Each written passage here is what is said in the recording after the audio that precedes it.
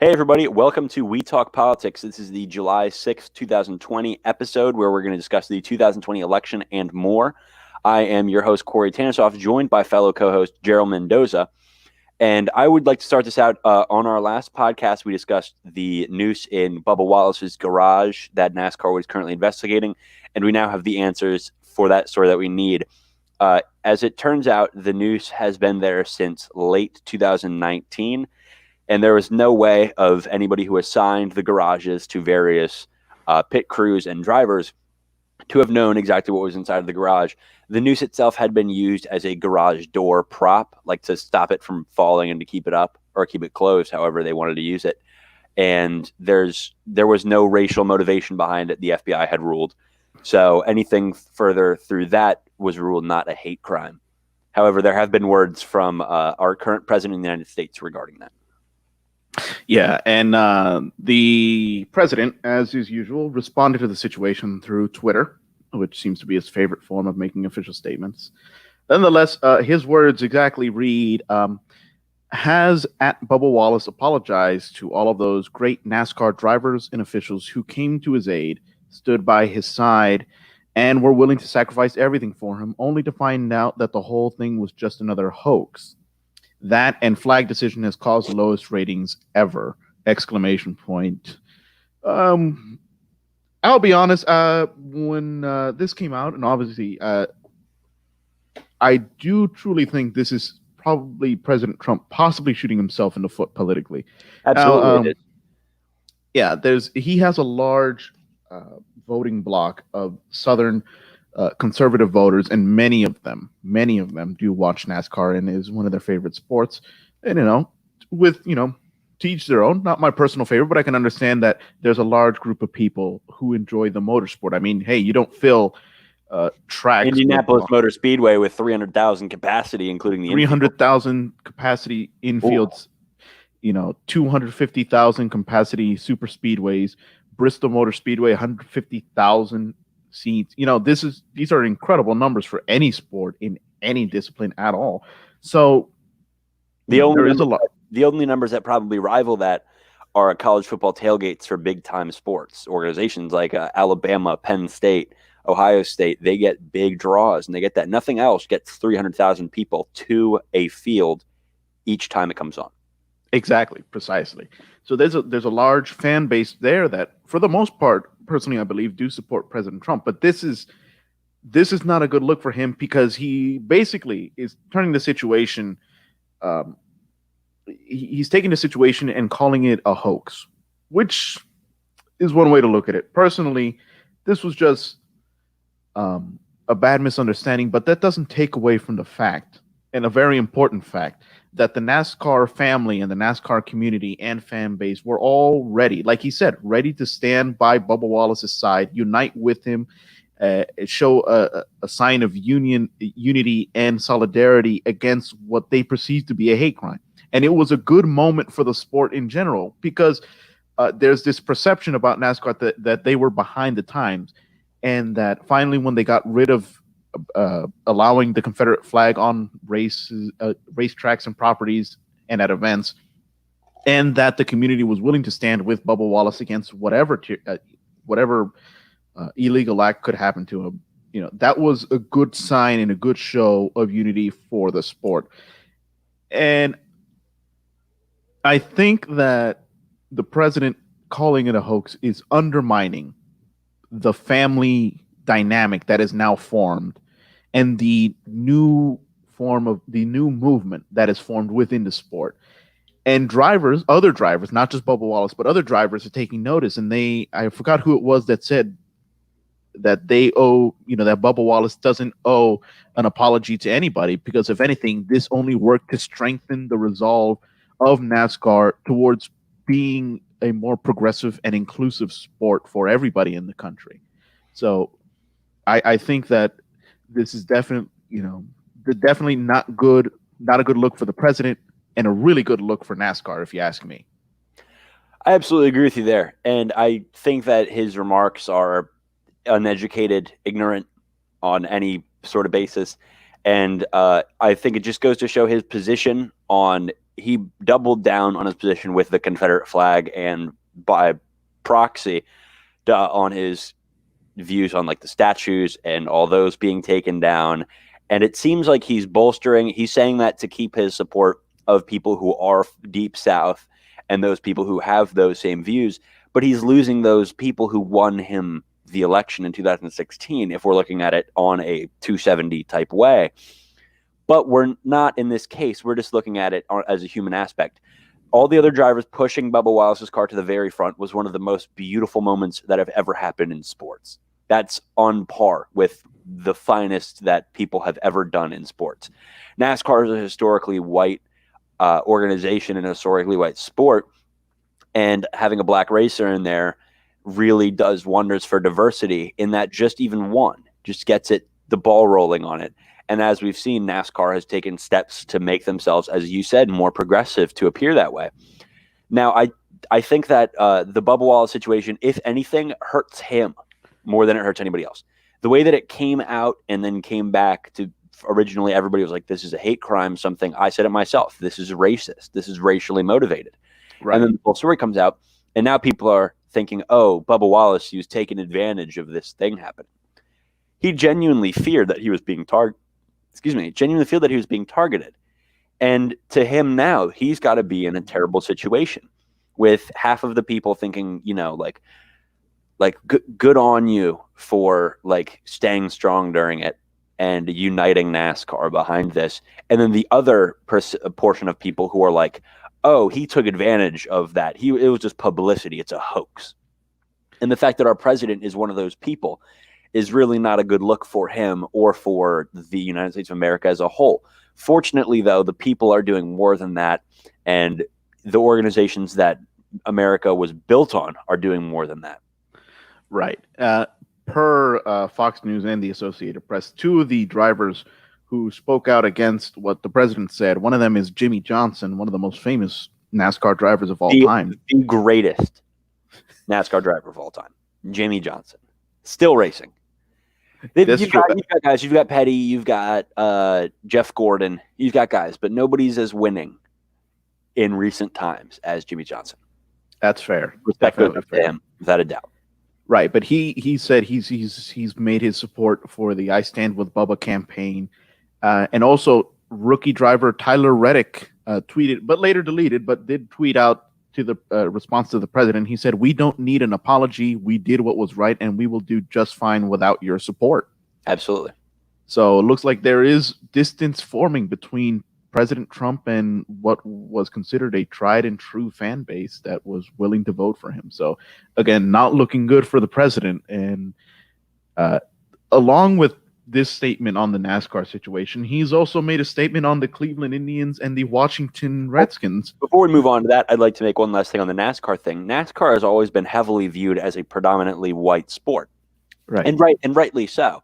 I remember being 4 years old, and my grandpa he loved NASCAR. He had all the die-cast cars of his favorite NASCAR drivers, all of them, like the really, really nice ones. He would sit down every single time there was a race on and watch every second of it. And he loved it, and I loved it as a kid. I even made a fantasy race car league like in Microsoft Excel with my older brother, with my grandpa, with a couple other people, where we each drafted a couple racers, and however they placed, you got the opposite amount of points for it. If they placed second, you got like 10 points. If they placed first, or if they get first, they get 10. If they get second, they get 8, whatever, however it works. But right. I've always understood NASCAR. I've always gotten it. And I've never seen it as a like race thing. And the fact that it comes down to this just shows it isn't. It's not a white sport. It's not a white entertainment thing. It's a human entertainment. It's a human sport. It's the same thing as football and baseball. The representation just isn't there. Right, exactly. It's guys driving around in cars at 200 miles an hour. Everybody likes fast cars. You can't tell me. I don't know a person in the world who doesn't like seeing cars go fast. Maybe police. That's it. Well, police like to go fast. They speed all the time on the highway. They like to go fast too. Yeah. You see them going 75 and at 55, and you're like, damn, I wish I was going like that guy. Right. Exactly. So, yeah. But like, as I was saying, President Trump also made a statement about a criticism towards the Cleveland Indians and the Washington Redskins, who have both publicly announced a heavy consideration towards changing their team names. Like we had said before, on our sports podcast, the Washington Redskins name should have been changed a while back because there is really no historical significance to keep it around, if we're being honest. And in terms of the Cleveland Indians, I understand the stigma with the word Indians, considering it was let's call it a misnomer, a mistake that was made by the people from Europe who came to the United States to colonize the land. So there's not necessarily a good history with that. It was more of just a mistake, but definitely not something that many people want to see being, as they say, honored and respected through that many things, through the team name. Yeah. And the president, go ahead. Oh, I was going to say, we had a conversation about this on our sports podcast, We Talk Sports. If anybody's interested in hearing the full conversation about that, we're still going to talk about it on here. But our Twitter is at We Talk Sports 20. That will have a link to our YouTube channel and any extra resources that we will post there in addition to posting in the description on YouTube. If you're looking for the link to the We Talk Sports channel, it will be in the description under the video after this video is posted. Right now we're live, so we can't put that in there, but it will be up. But when you look at the names of these organizations, the Cleveland Indians, it's wrong. It's wrong. It's incorrect. And the Cleveland Indians, they already did enough getting rid of, well, they didn't do enough. They already made their part, taking away Chief Wahoo as being their number one. For those who are not sports oriented, Chief Wahoo was the very, I'll say, caricature-like depiction of a Native American man that they used as their logo for so long. And now they got rid of that in 2018 and instead opt for their throwback C, which they use all the time as a red C. And the Washington Redskins, that's just it's a slur. It's racist. That is Chief Wahoo. Yeah, as you can see, it is not very correct at all. It's very offensive. And if you look in that one click that one. That is their new logo. And there wasn't a lot of strife coming from that change, and I don't expect to see anything come from that. And in the ways of the Redskins, though, it's a slur. It would be the same thing as having a like San Antonio and then a Mexican slur, right? Right, exactly. Yeah. Like, think of one and then San Antonio that. That's as bad as it is. Except the only difference is that there really isn't. The only difference is that we have always grown up knowing there's a team called the Washington Redskins. And you go, yeah, Washington Redskins.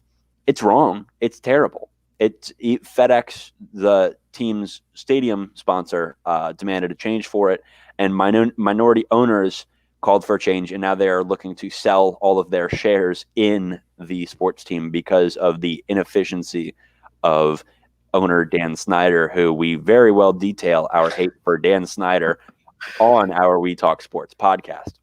Exactly. It's a time for a change. You have everything going on in America, and even without it, there's no room to have a team called the Washington Redskins. Exactly. And the Indians also play a part in that. There was a movement about 5 years ago to try to change the name that was getting. It had gained some steam. 5 years, every 10 years, and they get a little more. But this and is I think right. This might be the drop that overflows the cup. If we're being honest, there's a renewed focus on the inappropriate nature of the name, and like I said, I am personally a fan of the team. Unfortunately, the team from Washington.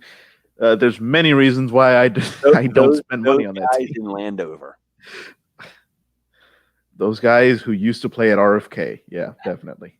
The team that is not Washington. They're not Washington, and they should not be the Redskins. They are the nothing.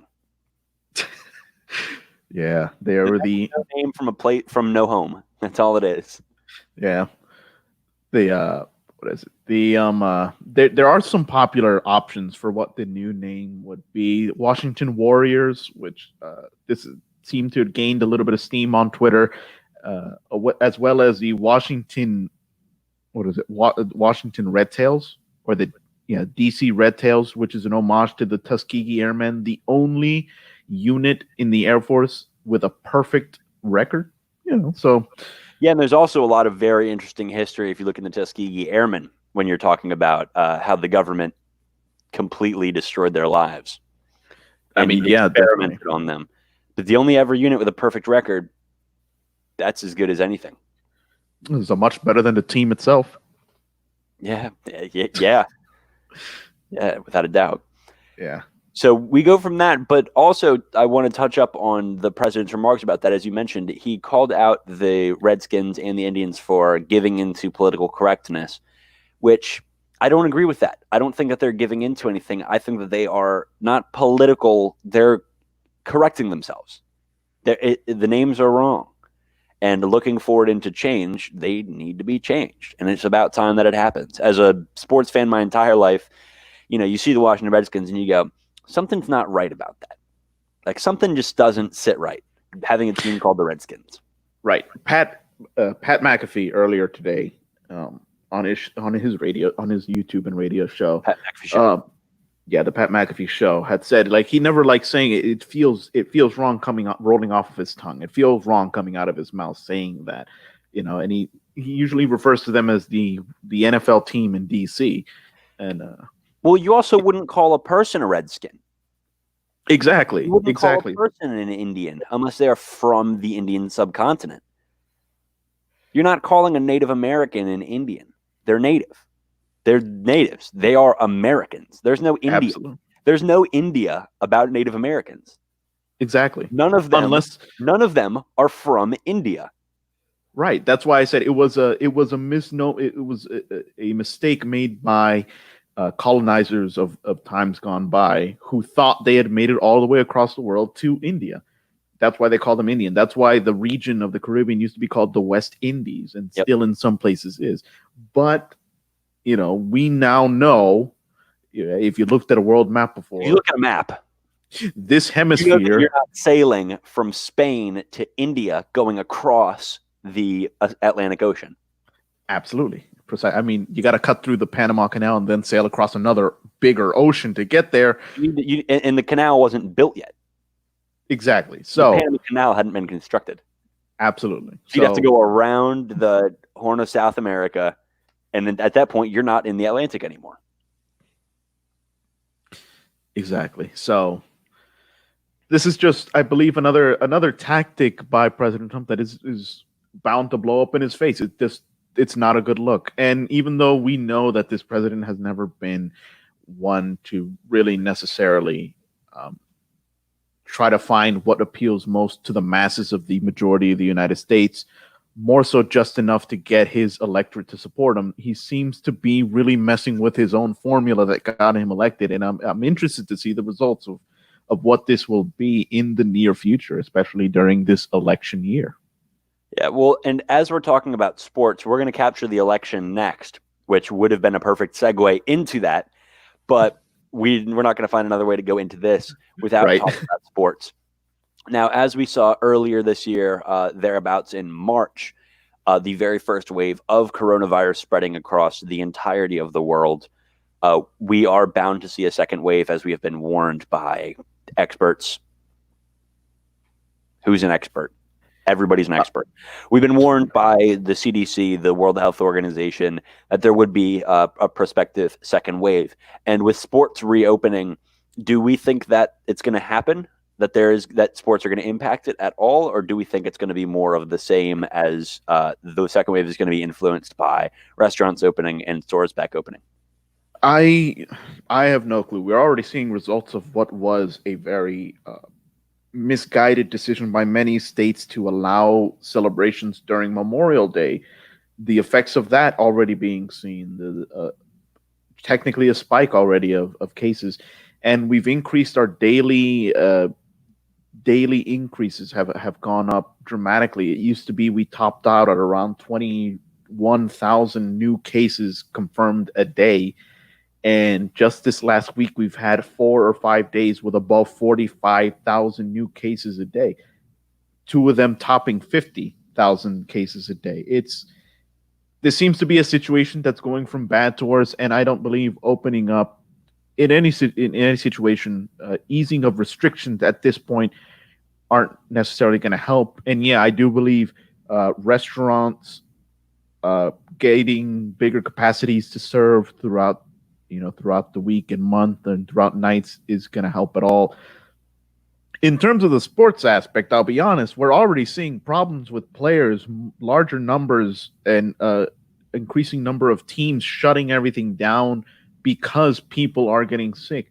And like I mentioned on Friday, that Stephen A. Smith of ESPN mentioned he doesn't believe this NBA compound situation is going to work because he doesn't believe the players have the self-discipline to say, I'm not going to go out in Miami at night in the summer because I want to play.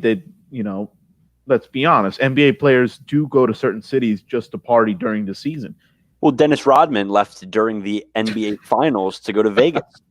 Not during the finals. He left during a strong playoff run while they were in the regular season to go to Vegas for a week to party with his Carmen Electra and whoever else was in Vegas. He just left.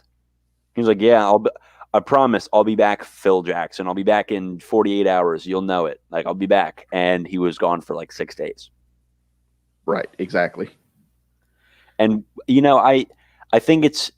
I don't think that we're going to see a spike in cases significantly from sports reopening because we have no indication that the stadiums are going to reopen.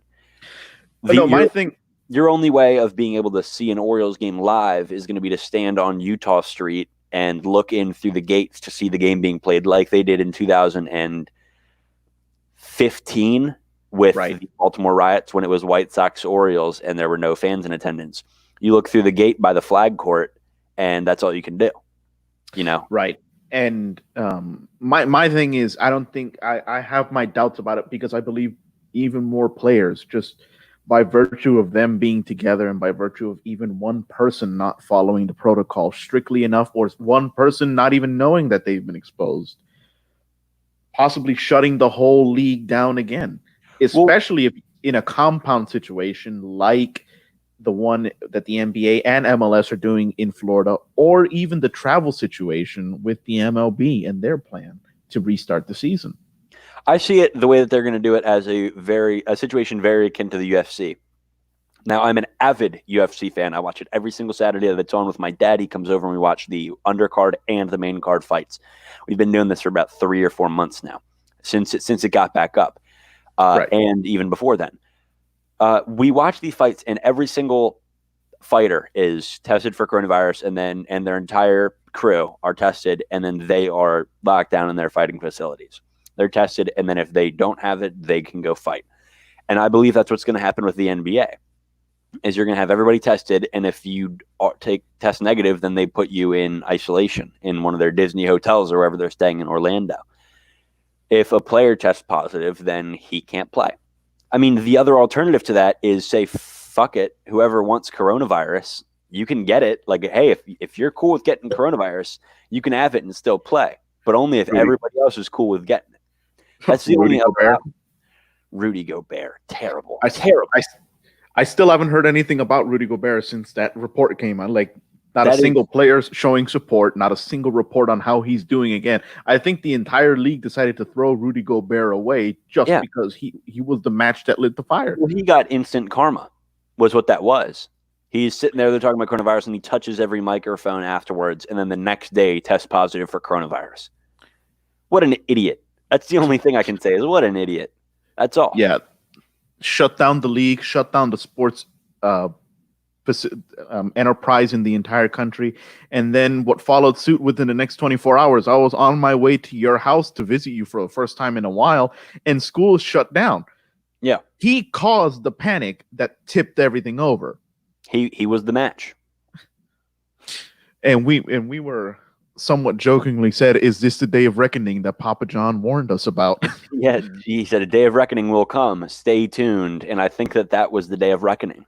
was the day the NBA shut down. I was watching the last NBA game. It was a Hawks game, and Vince Carter got a final 3 at the end of the game, and everybody knew this is the end of the season. This is Was it the Hawks game or was it the Mavs game? Or were they playing the Mavs? Am I just completely confused? Because I remember watching the Mavs game during the Mavs game that it was going to be over, but I believe the Hawks game was the final one. Right. So, yeah, it was. Definitely. Yeah, like you said, it's possibility of the entire league. Now they have the money. The players have the money to get whatever medicine and testing they need, but it's still not an ideal situation for your entire league to get the coronavirus. No, absolutely not. And, I think it's interesting. And I think that with the coronavirus is people are getting dumber. People are getting dumber every day. Every time I go outside, I lose brain cells. Every time I talk to another human being, I lose brain cells.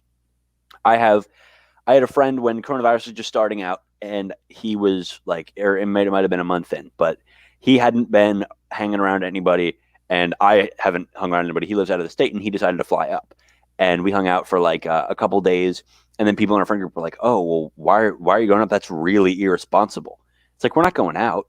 We're just sitting here chilling, relaxing, playing video games, doing this, just having some human company since everybody's in quarantine. And then the people who criticized that are the people who are today said to me last week, "Oh yeah, I'm going out to like Delaware every weekend to hang out with like the same 7 friends at like Ocean City or something like that." Like, what kind of sense does that make? The virus is still active. It's still right, exactly. There's no end in sight for this thing, and there's people who go, "Oh yeah, haha, I'm not going to get it." Yeah, maybe idiots are getting it, but I'm not an idiot, so I'm not going to get it. But they're going out and hanging out with 7 people at the beach where everybody else is. That kind of makes you an idiot by adjustment. Yeah, and I'll be honest, I've had a number of family reunions since we've been in quarantine, but we have made sure, like, all right, who's going to be there? Has anybody gotten sick? Has anybody been exposed to? I mean, anytime we go out, me and my family, we always wear a mask whenever we go out because my mother works. Yep. She works. My dad works. So they're as careful as they are. We are also taking precautions within ourselves to not expose anybody else. And we're saying, all right, we're being as careful as we can when we get together, and we're limiting it. And we know who we're dealing with. We know what they've been through. We know if they're sick or not. We know, and we check ourselves. We check them. We keep ourselves clean. We keep ourselves hygienic. I mean, we're taking the steps that we need for when we get together. I think that's a good thing. But also, I am not going to go to Ocean City. No. I'm not going to go to... There's no point in me going to the beach. There's no point in me going to Washington, D.C. just to walk around. Right. During the 4th of July. I mean... My absolute stretch for something would be I would drive to Delaware to Indian River Inlet, which is right underneath one of the bridges, drive there and go surfing with my dad, who I already hang out with every week. I already hang out with multiple times a week. Already take the surfboards, and when you're out there, you're absolutely more than 6 feet away from anybody. That's the maximum I would do. I'm not going to Ocean City and walking down the boardwalk. I'm not going to DC just to walk around. I'm not going to Baltimore just to walk around. I'm not doing that. It's incredibly short-sighted that people are. Yeah, and hey, we don't even know. We might be this spike that we seem to be getting right now could also be the results of what happened during what was the large number of protests around the country. I agree that they are one and the same. There's people who were using it because it happened. The test happened a week and 2 weeks right after. Mm-hmm. That was when the surge in cases reported, and people looked and they sought to blame it on various, like the Tulsa rally or something like that, or anything that had happened like a couple days before. But and when I look at the pictures of the protests, they did a lot of good, but also there were a lot of people who were just out there, no masks, willy-nilly. That's all it is. And they're going out without any kind of protection and putting others at risk and putting themselves at risk. And then a week or 2 weeks later, they wonder why they're not feeling so good, and they get tested, and that spikes the numbers. Right, exactly. So there's a lot of moving parts of this current situation. And like we said, we're almost certain to get another spike in cases. The surge is already coming. Best I can say is keep the common sense. please wash your hands and don't be stupid, or don't be, as Sean A put it, don't be an idiot. Don't be an idiot. And Yeah. with don't be an idiot, we're getting close to time to vote for the next president of the United States and for Senate elections for some of the senators. Now, Gerald, you have a nifty thing called Road to 270. Absolutely. Let me pull that up real quick. This is one of the many maps. I personally, the one most accessible, the one probably most intuitive to use for anybody. This is online and public access. It's called 270 to Win.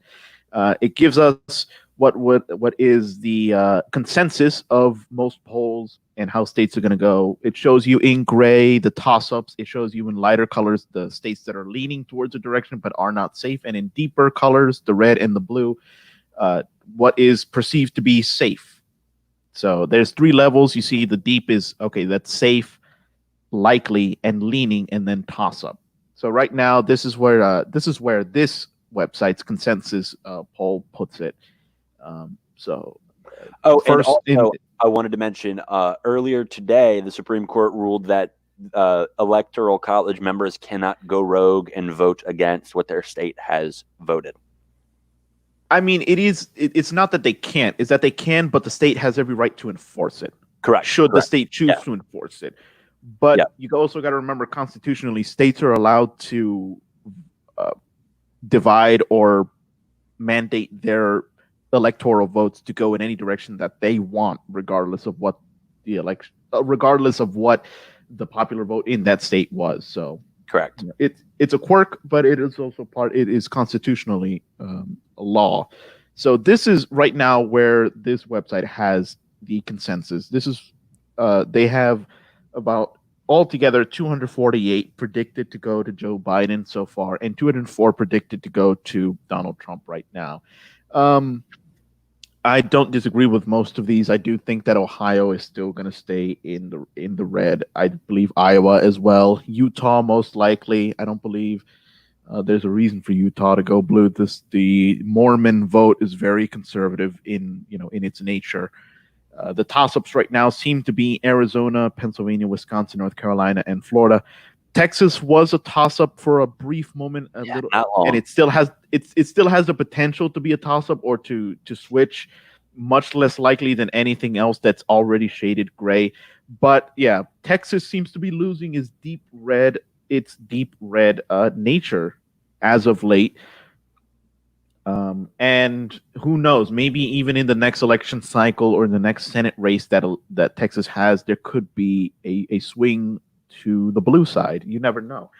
But it is interesting to see, especially with this census that's going on right now and reapportionment that should follow, congressional reapportionment, where they reassign how many electoral votes each state gets. We could see a shift in the deciding states that exist right now. Because right now, what decides the presidency? Everyone always says Florida, Ohio. Yep, Florida and Ohio.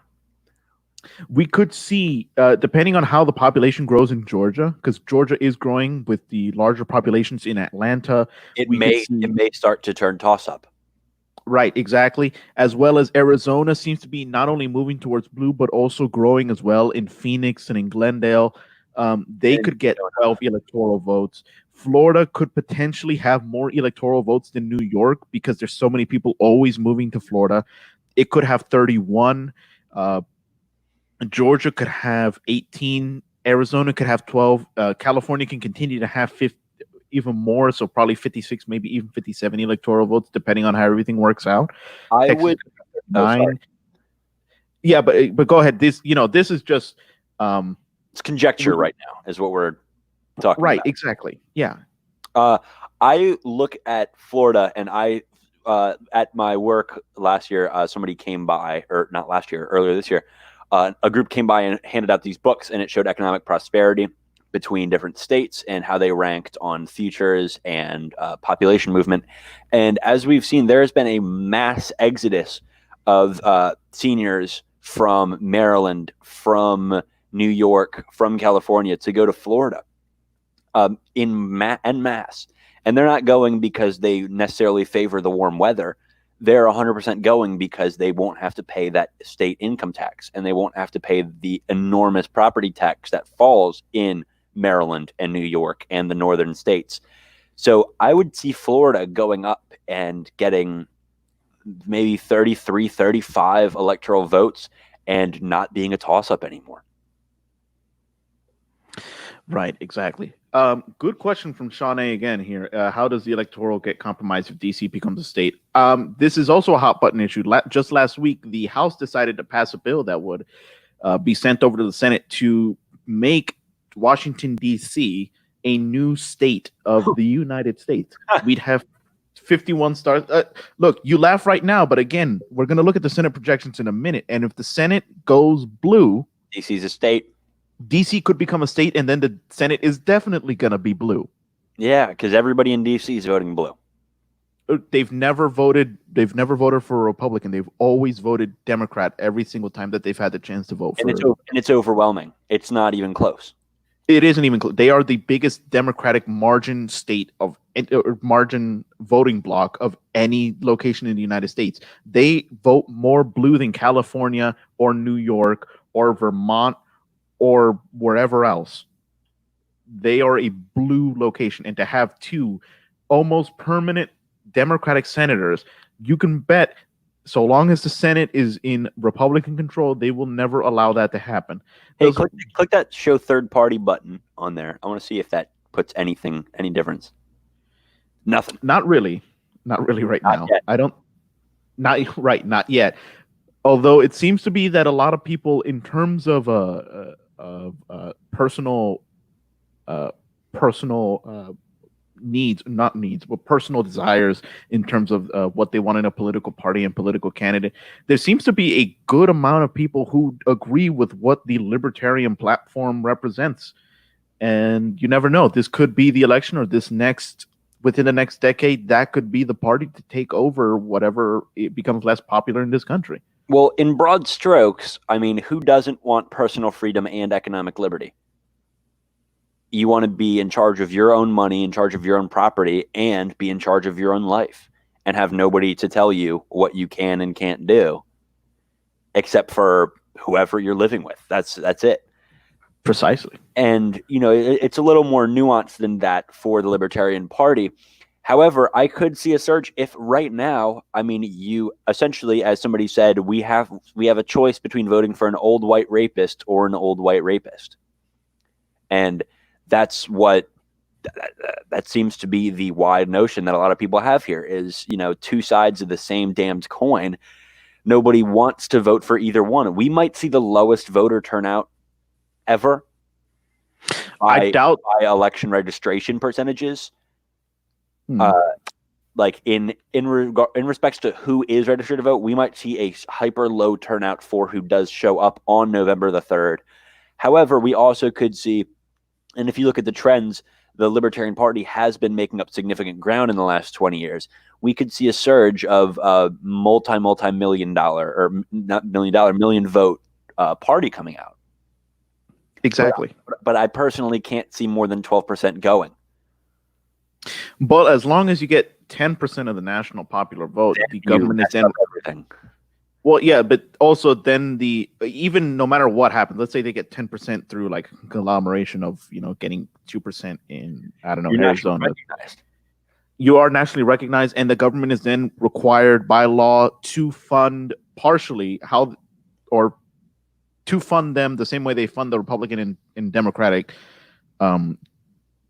committees or like really the parties themselves. So they would be a nationally recognized brand, and then that's how you grow. So, and not only would it help the Libertarian Party, and I say Libertarian Party, not any other third party, because come on, who are we kidding?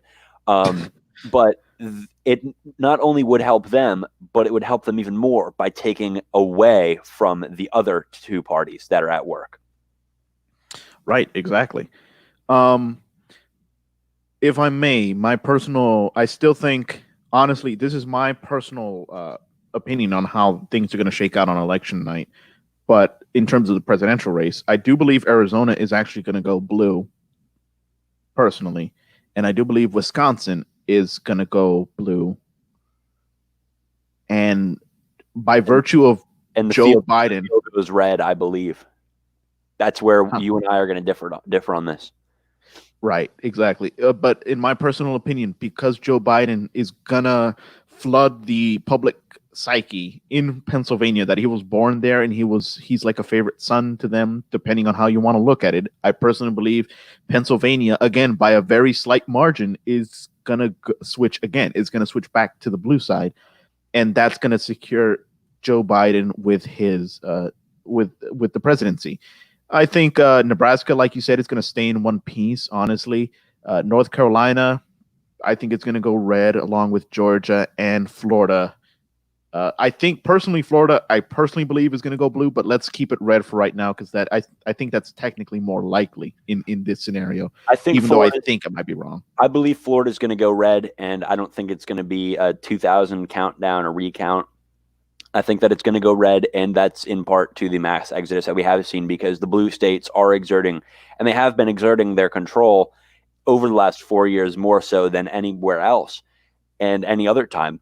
And they're trying to increase their land taxes and their use taxes, and that is losing people who have the money. They feel the seniors who have a lot of money feel disenfranchised by their states, and they feel like they're being cast away. And so then they move down to Florida. And with that resurgence, the elderly population is the one that votes. So is the conservative Christian vote. You'd be surprised. Absolutely. That's even I was at service this past weekend. We had voter registration Sunday. And I think it's a good thing to do is to get as many people in this country involved with politics as you can. I don't personally, and this is just a personal opinion of mine, I don't personally like the fact that there are so many people who sat out last election because they didn't like who was on the ballot. Like, look, if you want to put someone you want on the ballot, there's a write-in option for a reason. We've pointed that out many times. And look, if you believe, I don't agree with you, but if you believe Bernie Sanders should be the president, write his name in if you want. Yep. That's all I'm going to say. But I do believe if you want to, this is our opportunity to have a say in our country's government and how it's going to be run and who we think should lead it and who we think should make the laws, who we think should approve laws, who we think this, that, and the other. I do believe this is the most direct and effective way to have the voice of the people heard is by voting. So I encourage you, no matter what happens, no matter who you think, who you believe should be on the ballot, who isn't there, or who you believe should run the country and whatnot, who you believe should be making laws, just go out and have your voice heard by voting. That's all I'm going to say on that.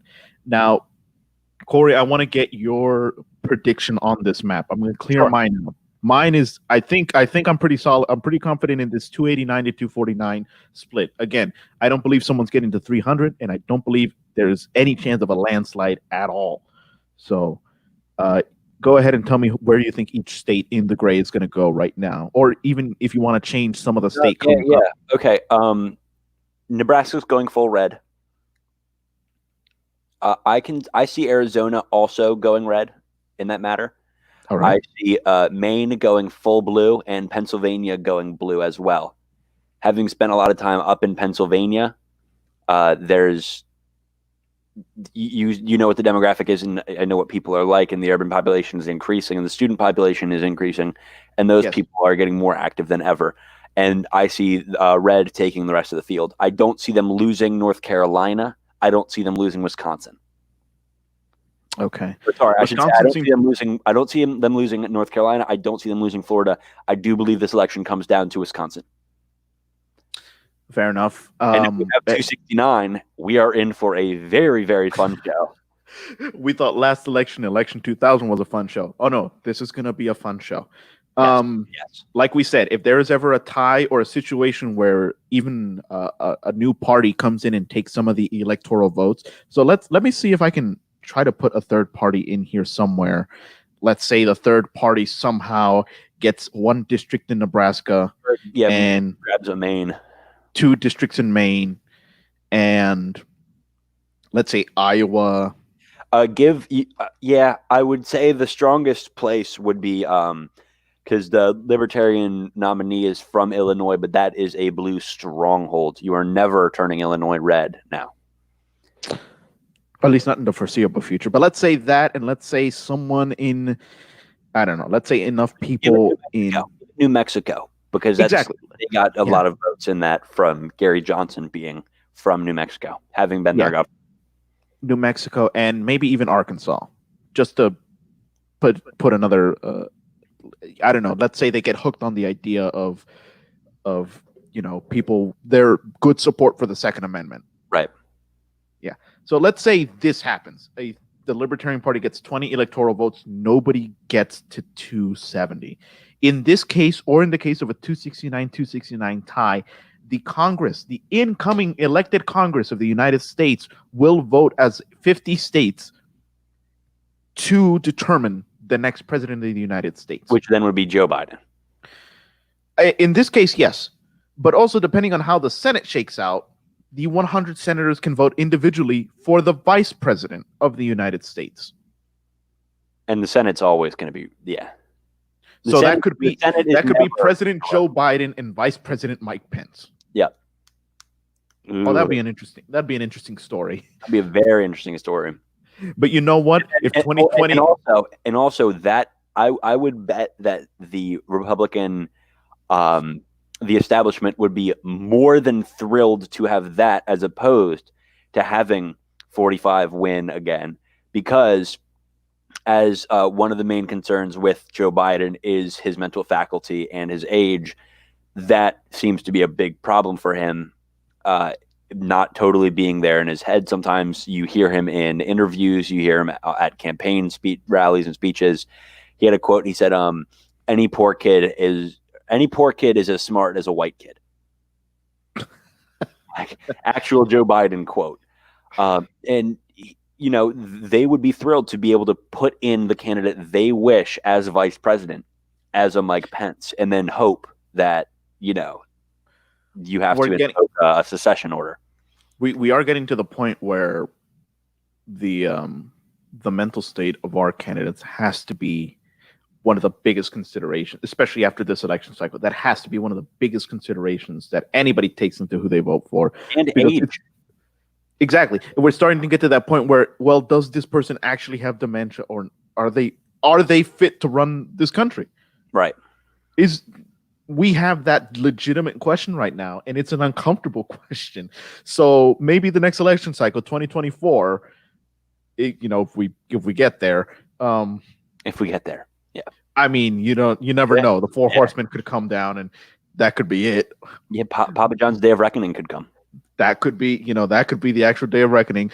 But if 2024 election comes up, we need to consider someone who's actually sharp, someone whose mental state is a requirement for them being a nominee for the office of president of the United States, which is an extremely hard job. Yeah. And the issue in politics right now is that there's not the guys like that. There's not the men and women of America who are as sharp and as gutsy and have the gumption to run the country as it should be run. And then also that don't have that, there's nobody who matches that with the compassion necessary and with the just pure intelligence that you need to run a country strongly. Right. Exactly. So, well, like we said, no landslide, no 300 electoral votes for any one candidate. It will be a nail biter to the end. We might stay up all night and be waiting for results. Also, another product of this, the precarious situation we're in terms of the coronavirus. Should mail-in voting become such a significant factor, we might not know who even is projected to win.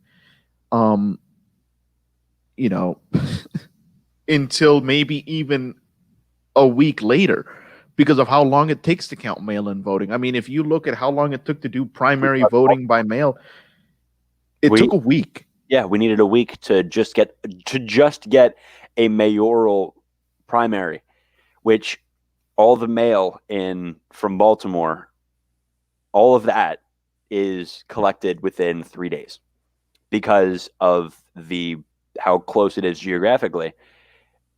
And then now you're going to take that to the entire United States. And each state, you're going to take that to the entire United States via the USPS. Yep, and expect no one place to mess it up. It's going to be an interesting ride. Yeah, I agree with you, Sean. These can't possibly be the two best options we have in this country. I believe every single American in this country would agree with you on that. Every We Republican said wants it to be like the old Reagan days, and every Democrat just wants Obama back. Let's be honest, that is true. Yeah. But anyway, this is another incredible sentiment shared by a lot of Americans is I never thought that this president would make me miss George Bush. I mean, hey, it's an absolute crisis right now. Let me pull up the 20 for the Senate elections, if I may, because that is also we always, you and me are in agreement. A split House and Senate is actually somewhat good for the country. It's absolutely what the country needs, 100%. Yeah, because if we can have Democrats running this, you said Democrats running the social part, which would be like the Senate, and the Republicans running the House, which is the budget. And then I would personally favor myself to a impartial Supreme Court. And if it has to lean one way, I would rather take it right leaning because of upholding the Constitution. Those are my personal values. Feel free to disagree with me, but that's the way that I see it. Based on recent action by the Supreme Court, they seem to be more unilateral in their decisions, and also people are crossing lines that we thought they would. Like, I am very appreciative of Supreme Court Justice Neil Gorsuch, I believe his name. Absolutely, Gorsuch. Yep.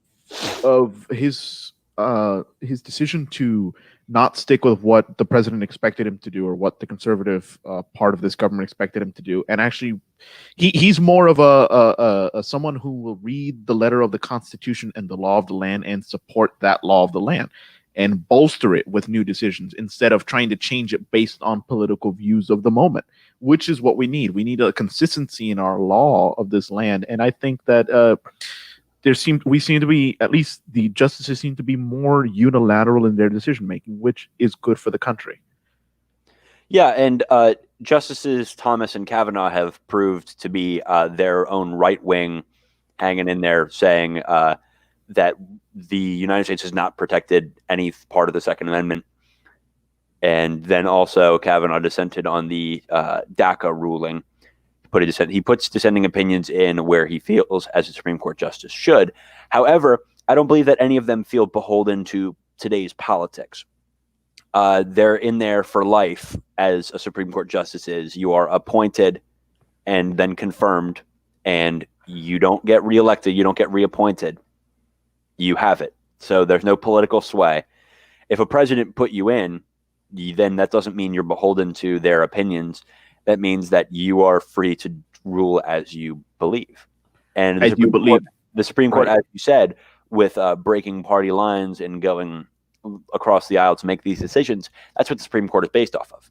The Supreme Court is based on not being politically obligated to vote or make a ruling in a certain way. Right, exactly. And I think if we... I think it was a good idea from the writers of the Constitution, the original writers of the Constitution, to make sure that it was a lifetime position instead of something that was elected, instead of being an elected official, because that means that, yeah, this isn't a position that's beholden to the politics of whatever moment you're living in. This is someone who's going to look back at the history of what they've already lived through and make an educated and well-informed decision towards what potential changes need to be made or need to be avoided for this country to function in the most effective and efficient way possible. So, good on the writers of the Constitution for making sure that was a point, that was a requirement, that if you are appointed to the Supreme Court, you serve for life, so that there is consistency with the law of the land. So, yeah, if I can segue into the Senate electoral race right now. In this projection, it shows that they're already projecting slightly 50 Republican senators to be already in the Senate for next election cycle, and the 4 toss-ups, I do believe, based on polls and the compiling them together and making an average shows that most likely Arizona, Colorado, and North Carolina and Maine will actually flip towards blue seats, which means a 50-50 Senate. And then it would really come down to the presidency, the vice presidency of the United States, to see who makes, which decisions go if they're along party lines, or who would be willing to switch sides for the sake of an argument. You never know. I do disagree with one thing this website 270 has done, is that they are projecting that the Senate seat in Montana is going red. I do think this is a product of them considering that Montana is still a safe Republican state for the presidency. However, I do think in the Senate race, there is a very popular former governor who's running for the Senate seat who I think has the potential to make that a blue seat from Montana, which, I think it's been a while. I don't know when the last time Montana had a Democratic senator in Congress was, but it would be a significant switch in terms of what we have right now. Any thoughts on the current projections from this website, at least?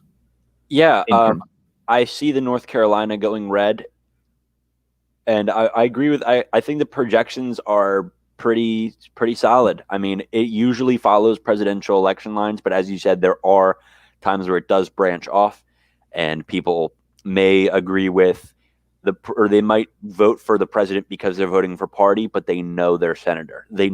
People know the people who are running their state. And that's why when you look at gubernatorial elections, states don't 100% of the time follow who they vote for in the presidency.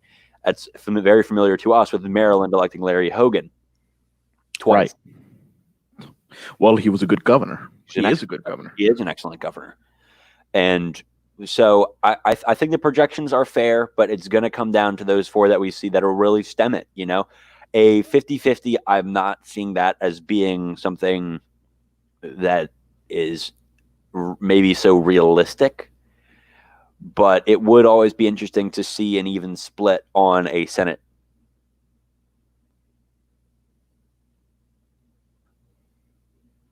I mean, yeah. If we think back to when the confirmation of President Trump's administration and secretary officials were being voted on in the Senate, there was one time when it went to a 50-50 split where the vice president did make the tie-breaking vote, which was his political job, his political duty in the Senate. And it was the confirmation of Secretary of Education Betsy DeVos, which, I remember listening to that one live in school, in class, with a one Mr. Christopher Fire of Long Reach High School. And we were just like, I think there was an understanding by a majority of the population that she was not necessarily the best one for that job because of her views on how to fix public school, which is get all the good kids out and give them waivers to go to charter schools paid for by the government and leave the rest. I think it was an image that she created of leaving the lesser fortunate to their own devices while giving the more, right. Those who had a good, who have an aptitude or had better exposure as young kids, giving them a step ahead. Now, the voucher program isn't bad in its ideals and even in execution.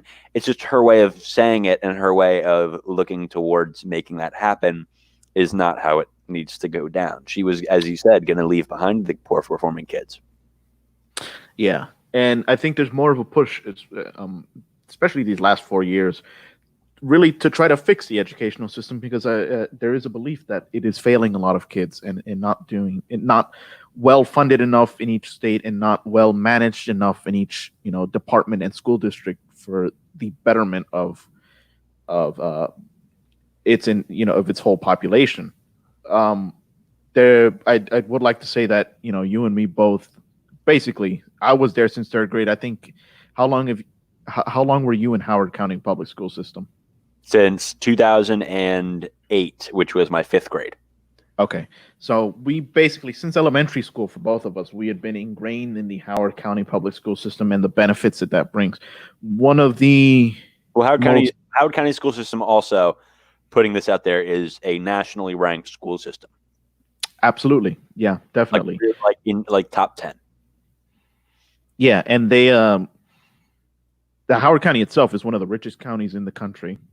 The school system gets some of the best funding in any part of the country. Consistently, half the schools are nationally ranked. Yeah, half the funding in Baltimore City. Right, exactly. So, I mean, Good. I mean, Howard County does have a lot of benefits, but even talking about Baltimore City bailout plan. Ooh, my goodness, we'll talk about that one when I'm curious to ask, did that ever get through? Was it struck down or? Yeah. So the Senate Bill 1000, which was it wasn't 1000.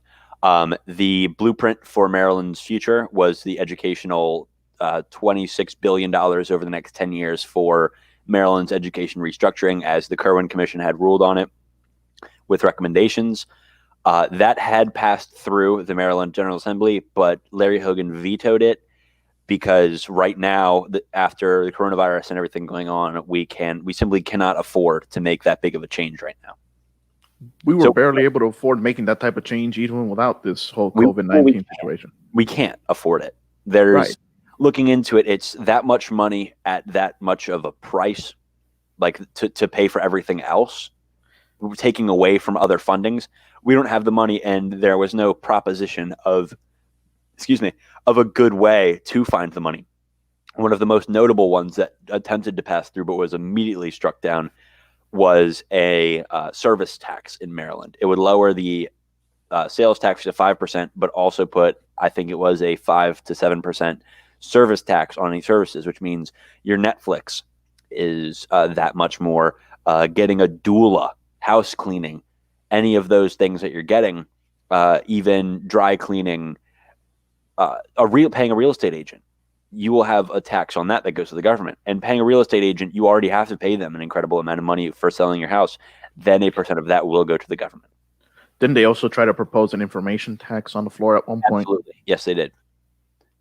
I mean, look, as far as I can tell, especially it seems to be characteristic of Baltimore, but really Democratic areas, heavily Democratic and urbanized areas. Really, we use Baltimore because it's the closest to us and one we're more familiar with, but also we've seen a lot of problems with Baltimore, especially the school system. I mean, what was it? The city asked for more state funding at one point directly from the governor and said, we need more state funding for what would be renovations to our schools, which are needed, upgrades to the school system and to teacher pay, which is needed, and better resources for the students to use, which are needed. And it is true. Those are all needed in that system. But the problem was, I mean, I commend the governor for saying this out loud and in clear English. We have given you money before. We've given you so and so. I think it was over. I don't know if it was over $100 million or it's some a very high number, a very high number to fix their AC units and to install AC units, even exactly to upgrade at least the school buildings themselves. And the governor said, "You have misused it. We cannot give you more free money for you to continue to claim it's for school improvement and keep on seeing these schools degrading and falling apart at the seams because you want to pocket the change that the state is paying for." Correct. So yeah, and we've seen that more and more. The House Republicans in the state of Maryland were looking for oversight commission on the Kirwan, or an oversight commission on the blueprint for Maryland's future, and were not 100% victorious in securing one, as they were outdueled by the Democrats' majority in the House and the Democrat majority, the supermajority of the Democrats in the Senate. Exactly. Look, my father said this the other day. I've talked to him about this multiple times. My father said, look, if you want more money from the state, you have to have oversight, because you've shown a history of just complete disregard for the responsibilities of that office and have pocketed change to people who have helped you out in your past. You've been giving political favors to other people. You've been paying yourselves with tax money that you don't deserve. and your government has been so disorganized. You've been a model of what not to do and how not to run a city in this country. You don't deserve free money that doesn't get any oversight. A perfect something to equate to that would be, let's say you've got a friend and he consistently spends all of his money on video games, and he's like, "Hey man, can I get $50? I really need I need to get some gas for this. I'll pay you back when I got it, but I need $50 so that I can get some gas." And if you know that every time that he has money, every time he gets paid, he immediately spends it on games and games and games, and then he says he needs to get gas with it, you're going to say, "Okay, I'll give you this 50. Show me the receipt." That's going to be it. Is show me the receipt, because you're not going to give it to him and go, "Yeah, whatever," because then he's going to spend it on video games. You could assume that because he has a history of doing that, or spending it on whatever it might be. And in this case, this city of Baltimore lining the pockets and putting the money to misuse. The only thing that you can do is say, "Show me the receipt. Show me that you are spending the money on the things that you outlined and that you said you would spend the money on." And we haven't seen that in Baltimore at all. Right, and it's unfortunate because it makes Republicans look bad for wanting to have oversight, for restricting, I think the public image of that would be, or the public conscious statement would be, "Oh, the Republicans don't want to give more money to fund this educational system in Baltimore." And it's not that. It's that they want it to actually be done, instead of people taking advantage of you and your taxes and your homelessness and your welfare, welfare population, for the sake of them being reelected and pocketing change that should be used to make your life better. But no one wants to think that. I always say this: politics gets caught up on fancy phrases that really are detrimental to the progress of what the government is supposed to do for you as a people. Absolutely, without a doubt. I mean, just the fact of the matter is, when you see the oversight and you see the Republicans pushing for oversight, then it gets sensationalized into putting that, "Oh, the Republicans, the rights don't want to put money into education." No, they want to put money into education, but they want to put money only into education. They don't want to line pockets. They don't want to help out supplemental things that the money could be used for. They want, if they're giving the money, if Larry Hogan is writing a check out to the city of Baltimore to fix the schools, the money damn well fixes schools. Right. And if there's anything we know right now, is that schools in Baltimore have not been fixed. They have not been fixed in decades and decades. Absolutely. That's why they are the most underperforming school system in Maryland. And Maryland is the number one state in terms of education. That's every governor of Maryland has always run on education. Right. And we have good schools here, but we also have bad schools, and it's just a matter of how they're run. And this is not just something exclusive to the districts and school districts that are on the lower end of the financial totem pole. I mean, we saw the situation in Howard County when the superintendent and the Board of Education were in an argument, and all of a sudden millions of dollars went missing and the state had to audit it. Look, money being misused is unfortunately a part of government that still hasn't been stamped out yet. And the only way to get rid of it is through oversight, but no one wants any oversight. Yeah, it's the only people who want oversight are the people who want the money spent responsibly. And it seems, or the people who maybe they are in on some kind of money scheme at the top. Politics is a dirty, dirty game, but these are the people who aren't involved in it. And as we can see, Baltimore has heavily and consistently been Democrat-led, and in this case, the Democrats are profiting off of the money being sent there, and the Republicans don't want the money lining their pockets for political and for moral reasons. But it's more than that. It just goes to the fact that the money is supposed to go to the kids. The money is supposed to help the city of Baltimore become a educationally prosperous city. It's supposed to be the best of the best. It's Baltimore City. It is what Maryland should be able to showcase. And the fact that we can't show off any good part about it except for the Inner Harbor really speaks volumes. And even then, I mean, you go to the Inner Harbor and you're like, this is not as good as I thought it would be. Every time you go down there, you're like, this isn't as great as it should be. Fells Point's nice. Canton is nice. But, Baltimore is not in a good way. Yeah. So really quickly, I want to just completely. Just touch on one more thing in terms of the election: the possibility of the Biden vice presidential pick seems to be still, still changing and still a dynamic situation right now. We seem to have a new top tier, I would say, of a top four. This is based on betting odds. It seems to be that we have the top four would be in fourth place. We have Tammy Duckworth, senator. I don't know exactly where she's from. Tammy Duckworth, do you know? No idea. Well, she seems to be like in the fourth position, fourth most likely to be picked by Joe Biden for a vice presidential pick. She's a senator who is very outspoken when she is in committee and when she's on the floor speaking. She is, I believe, she is in a wheelchair, or she's an amputee, a former veteran who has lost either one or both of her legs in combat. So she's very outspoken, very prominent Democratic senator in the Senate right now. I think a third place would be Val Demings, again, the former police chief of Orlando, who is now a U.S. representative.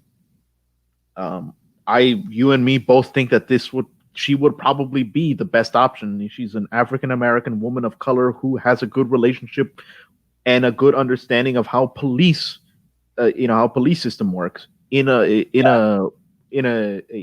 at least somewhat major U.S. city. That could be a home run.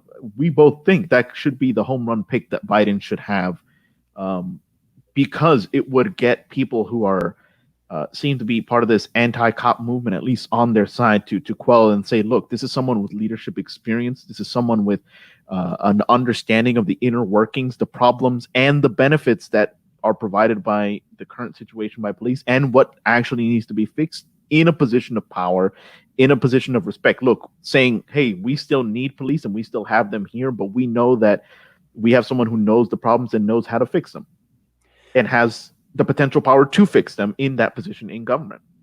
Yeah, well, Joe Biden would hit a home run with this, with a black woman cop as his vice president and a Democrat nonetheless, in that sense for him, as one would be as vice president of Joe Biden.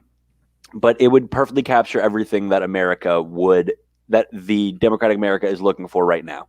They want the White House black again. They want a woman in power, and to have one of those to have somebody with those qualifications also having been police chief in Orlando would be immeasurable on the front of getting shit done, for lack of a better term. I mean, there is no lack of a better term. I mean, this just get stuff done that needs to get done. Definitely. And this also could be a better avenue than just throwing another woman into a primary race to try to get an African American woman of color on the presidential ticket. Because what comes after being the vice president is usually you start running for president. You are the candidate, right? So that could be the springboard that actually gets a woman to become the president of the United States. So you never know. That could be a very, very, very strategic and very well-fitting move for the Vice President Biden to pick as a vice president. Next on the list, seems to be second in many websites, is Susan Rice. Susan Rice. She used to be part of the Obama administration. She's someone who's very outspoken about her distrust and dislike for President Trump. Well, who isn't? She did. Well, I know, but she was also someone who heavily considered challenging Republican Senator Susan Collins in Maine. She eventually decided against it, but she is someone with aspirations to get into the more involved in the political system in this country.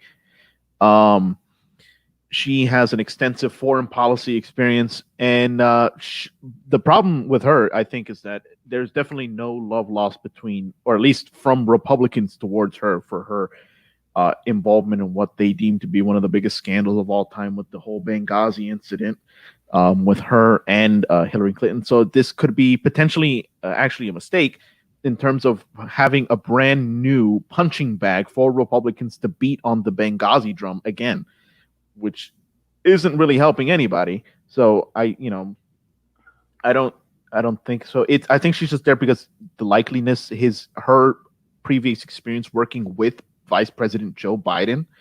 I believe she was a communications director at one point. She's someone who did a lot of interviews on the Sunday, politics shows during that situation. So, that could be very, very interesting. But I personally still think Val Demings is a better option.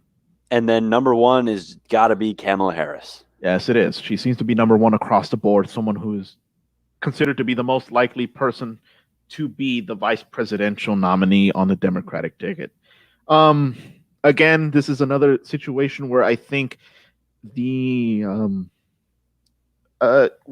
as likely as it could be, and as people are predicting it to be, I still don't think this is the best candidate for that position, the best running mate for Joe Biden, if only because of the way that they treated each other on the primary debate stages. And I don't think it would show. I don't know. I think it shows.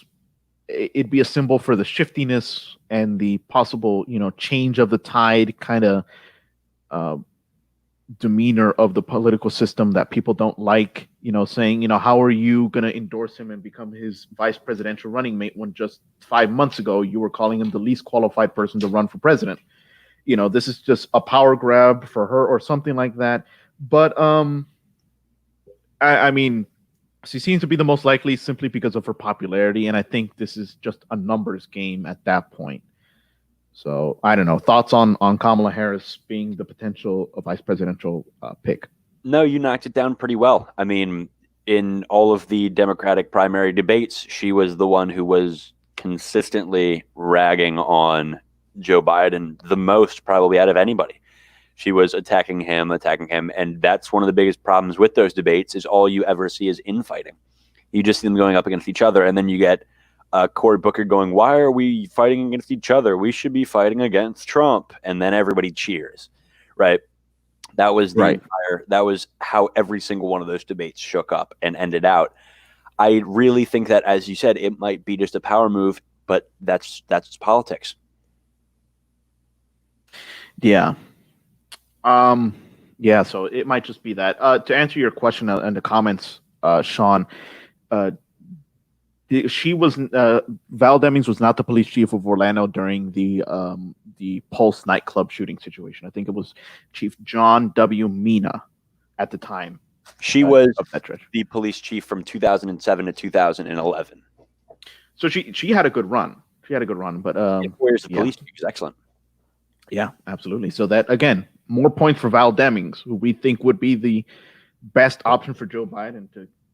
And this is also someone who's younger, but still someone who has executive experience dealing with a multifaceted, government situation. So, yeah, and one tough woman who can run the country. Absolutely. So, you never know. So, yeah. So that's how that all shakes up. Anything else to add before we wrap this up? No, not in terms of this election. I still, it's going to be extremely close. I don't know. November 3rd. Go vote and go watch. Yeah, vote and go watch, and we'll be with you along the way. We will be live streaming. We will have a live stream event during the election for watching it. Hopefully, it doesn't end up being all right in where we have to have one continuous episode for 5 days in a row. Hey, you never know. Although if it does shake out to that, we will be podcasting every night during it. Absolutely. So we'll see how well that works. On a final note, just to cap off the evening, we do want to touch on a subject that came up rather quickly and seems to have quieted down a little bit, but we still want to touch on it, is the especially recently, there's been a large movement to get rid of a lot of Confederate memorabilia, whether it be statues or a renewed interest in removing the flag from all government offices and from any, obviously the NASCAR situation where it decided to ban the flag from properties and events. And also very recently, just last week, the state of Mississippi, who was the last state to feature the Confederate battle standard in their flag as part of their state flag, has decided to change it. And it was signed immediately as soon as it hit the desk of the governor to a new design that they're still figuring out. But I think it was a good move for them. But there also seems to be, at least in this area, in this state, there was a lot of talk, at least for a few moments, of the history and the design of the Maryland flag. Now, if there's one thing we know about Marylanders, they love crabs and their flag. Love the flag. It is by far not just in our opinion, but in many different opinions from different flag design experts. They're known as vexillologists. One of the best flags, if not arguably the best flag of the United States. That's of the Union states of the actual individual flags that each state has, and it's the most recognizable, definitely immediately recognizable and symbolic of the state. Definitely popular around the state. You see the print everywhere on clothing, on flags that are for sale, on hats, on memorabilia like stickers, and in the shape of a crab or a horse or a dog. It is everywhere. Or where? Or in the shape of Maryland. Do you see that? Or in the shape of in the shape of Maryland. This is a state that is very proud of its flag and has not shied away from showing it. Recently, there were some questions raised on the history of what the flag represented, and it mainly surrounded the red and white portion, the crossland portion of the flag. And let me show you just real quick a flag of the United States here. Let me share the screen here.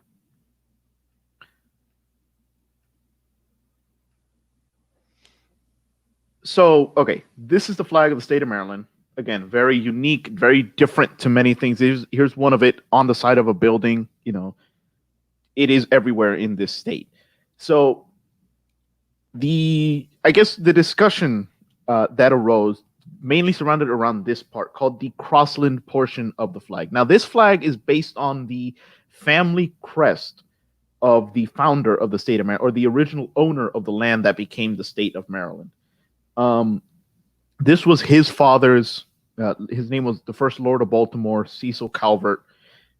This was his father's coat of arms, and this was his mother's coat of arms. And he joined them together. That's his personal coat of arms. And he turned it into the state flag at the very beginning. Now, there are some kind of blurry, I guess, parts of the history of the state flag, whether it was either this actual flag or just the shield of his family crest with this design on it on a blue background, which seems to be a very popular model for state flags in the United States. But either way, these colors and this design and symbolism has been used from the very beginning to symbolize the state of Maryland and to recognize the state of Maryland. But there was at one point during the Civil War, as you recall, Maryland was right on the line between the Union and the Confederacy. It is technically a southern state because it is below the Mason-Dixon line, but it stayed with the Union. It stayed with the Union, and Union sympathizers, people who preferred in the state to stay part of the Union, to stay part of the United States and not join the Confederacy, the official state colors were adopted as this. They call them gold and black, really this yellow and black portion, which symbolized the Unionists who wanted to stay part of the country. At the same time, this red and white portion was taken and popularized by those who were secessionists, those who wanted to secede and become part of the Confederacy, as well as certain regiments of state militias at the time that were known. Really, it's the National Guard of each state. Portions of the National Guard of the state of Maryland during the Civil War actually wanted to fight for the South. So what they did is they actually fled, and they used this red and white, or really maroon and white symbol to signify their allegiances to the movement to leave the Union and become part of the Confederacy. So that's where I guess the controversy is that it, in essence, somewhat became a symbol of the Confederacy, or a symbol of those who sympathized with the Confederacy. And I actually emailed a vexillologist who is from the state of Maryland. He is actually stationed in, I believe it is Bethesda, Maryland. So he is from the area, and I emailed him in regards to this situation, and he directed me towards the what is it? His name is Jack Lowe. He is part of the Vexillological Association of the Mid Atlantic, those who study flags, and that is their trade and their career. He directed me to an article on the website of the Secretary of State of Maryland and the history of this flag. Now, Corey, you've had a chance to read over the flag, the history of the flag, as you know, provided to us by the Secretary of State. One thing stands out, and I think serves to be pointed out, is that the current flag was adopted as a unification flag after the Civil War. After the conflict was over, after those 5 years of fighting between the North and the South of the United States, and after, well, at least the war and the fighting was over, this flag was adopted as the official state flag to symbolize a reunification of those who had fled and wanted to be part of the Confederacy.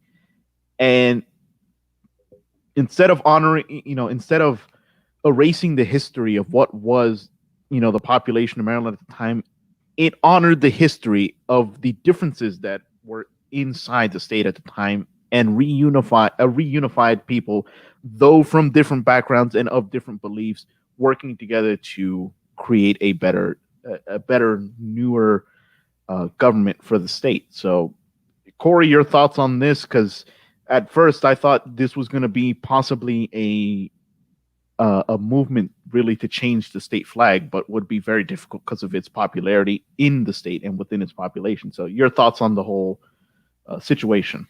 Yeah, I don't believe that we're going to see any kind of change with this flag, and I don't think that it should create any political rifts. This flag, more than anything, it doesn't overtly feature any conservative or Confederate. Freudian slip right there. It doesn't specifically outline any Confederate battle standard or battle flags that they used, or any of the political flags that they used. Instead, it just features a Maryland relative flag that some of them adopted as their own. But this flag it goes further before that. It has deeper roots than that. It's before the Civil War. It's pre any of that. And to get rid of this flag and replace it with something else would be an affront to history, to a certain sense. A flag should represent the state itself more than anything. A flag is what your state is. That's why the United States flag is red, white, and blue. It has 50 stars and 13 bars.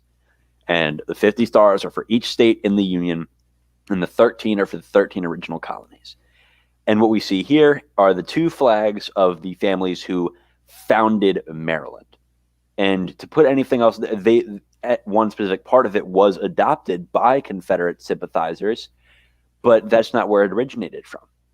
It, as I said before, it goes beyond any of that. So I think taking this down and replacing it with something else would be irresponsible. I think it would be really, I go back to the word short-sighted. When you look at anything through a microscope, you're going to see some dirt. And that's what is happening here, is somebody dug up the history of it and saw, oh, Confederates in Maryland were using this, or at least part of this, as their representation, as something to show their unity. But the flag, it stands for unity, but not in that way. It shows the future of Maryland, the unity of Confederate sympathizers and people who stuck with the Union. It shows Maryland. Right. And you pointed out this is the final paragraph, or the final really sentences of this article that we referred to, and I'll put a link to it in the description as well when we put the video up on YouTube. It says the Maryland flag flown on a staff properly ornamented with a gold cross botany is therefore much more than a symbol of state sovereignty. the flag excels as a state banner because it commemorates the vision of the founders while it reminds us of the struggle to preserve the Union. It is a unique symbol of challenges met and loyalties restored, a flag of unity and reconciliation for all the state's citizens. You can't put it better than that. I mean, yeah, that's just, I mean, that is the essence of what this flag is. That is perfectly summarizing, yeah, like you said, hey, look, this isn't a perfect group of people who never made a mistake in their life, but this is something to show that no matter the differences that happened and even potentially ripped us apart, we came back together no matter how different we were to create a new unified front of progress. And I think that's what it is. And another way of looking at this is that at a time, someone who you disagreed with tried to take a symbol that you identified with and turn it into something bad.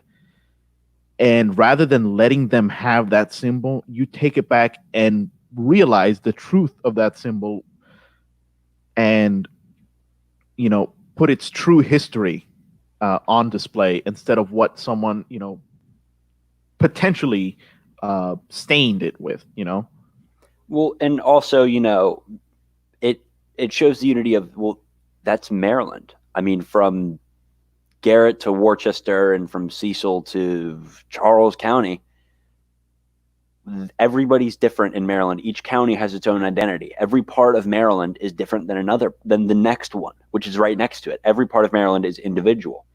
Right. And this flag shows that. The flag shows that it outlines that the state goes before anything else for Maryland. Because as we might say, oh, we're from Howard County. Oh, I'm from, Worcester County.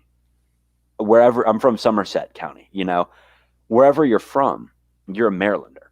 You belong to Maryland. Maryland is yours. Exactly. So I think, like I said, it should keep it, and they should keep pushing the fact that it's a flag that represents unity and the state itself and the people within it more than anything else. So, couldn't agree with you more. Yeah. So I think that is going to wrap up our episode tonight. Thank you for joining us. Like I said, I'll put all the corresponding links in the description once this is up on YouTube. And we hope to see you. If you're into sports, we'll see you on Friday nights when we have the We Talk Sports podcast. And you can meet us back here. We'll keep on talking politics every week until the sun don't shine. Even when the sun don't shine, we're podcasting. That's true. Well, it's not sunny outside. You want to do another podcast? Yeah, we'll do another one.